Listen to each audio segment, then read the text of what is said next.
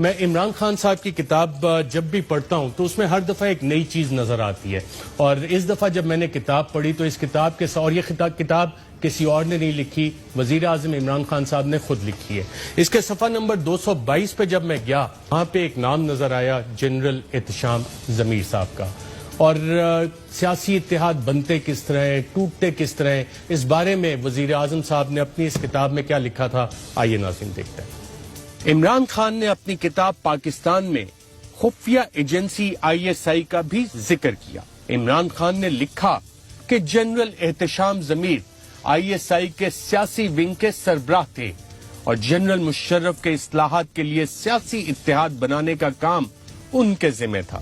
عمران خان اپنی کتاب میں لکھتے ہیں کہ پرویز مشرف کے ریفرینڈم کے بعد 2002 میں ہماری دوسری ملاقات ہوئی، جس میں جنرل احتشام ضمیر نے مجھے نیشنل گرینڈ الائنس سے متعلق بتایا، اور تب مجھے دال میں کچھ کالا لگا۔ آنے والے انتخابات میں کون سی جماعت کتنی نشستیں جیتے گی، جنرل احتشام ضمیر نے مجھے اس حوالے سے ISI کا اندازہ بتایا۔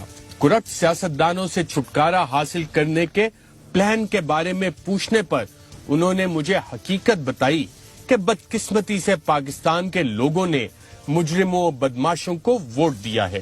جلد ہی مجھے اندازہ ہوا کہ ہمیں سبز باغ دکھائے جا رہے ہیں اور وقتی فائدہ حاصل کرنے کے لیے پاکستان کے مفاد کو ٹھیس پہنچائی جا رہی ہے۔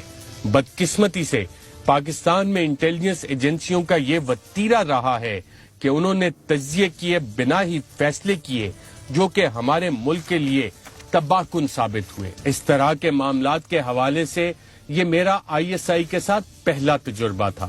میں نے یہ طے کیا کہ مستقبل کے فیصلوں پر ایجنسیوں کو کبھی اثر انداز ہونے نہیں دوں گا۔ عمران خان اپنی کتاب میں 23 جولائی 2002 کو پرویز مشرف کے ساتھ ہونے والی ملاقات کا حوالہ دے کر لکھتے ہیں کہ اس ملاقات میں پرویز مشرف کے ترجمان، قومی سلامتی کے مشیر، ISI کے سربراہ اور جنرل احتشام ضمیر موجود تھے۔ اس ملاقات میں مجھے احساس ہوا کہ ہم جیسے لوگوں کو جنہوں نے شروع میں مشرف کی حمایت کی تھی، ان سے سیاسی نظام کو صاف ستھرا کرنے کا جھوٹا وعدہ کر کے بے وقوف بنایا گیا۔ جب پرویز مشرف نے مجھے بتایا کہ ان کے اصلاحات کے سیاسی اتحاد میں کون لوگ شامل ہیں تو مجھے دھچکا لگا۔ ان لوگوں میں سے کچھ سیاستدانوں کی تو ملک میں کرپشن کی مثالیں دی جاتی تھیں۔ میں نے پرویز مشرف کو بتایا کہ ان لوگوں میں شامل ہونے سے میری ساکھ متاثر ہوگی، کیونکہ میرا شروع سے موقف ہی انسداد بدعنوانی ہے۔ مشرف نے مجھے کہا کہ اگر میں ان کے ساتھ شامل نہیں ہوں گا تو میں ہار جاؤں گا۔ عمران خان اپنی کتاب پاکستان میں یہ بھی لکھتے ہیں کہ پاکستان میں جس سیاسی جماعت کو اسٹیبلشمنٹ کی سرپرستی حاصل ہو، اس کو ہرانا ناممکن ہے۔ ایک بار اسٹیبلشمنٹ اپنی پسند کی جماعت منتخب کر لے تو پھر ضلعی انتظامیہ کا کردار شروع ہو جاتا ہے اور با اختیار مقامی افراد کو اعتماد میں لیا جاتا ہے۔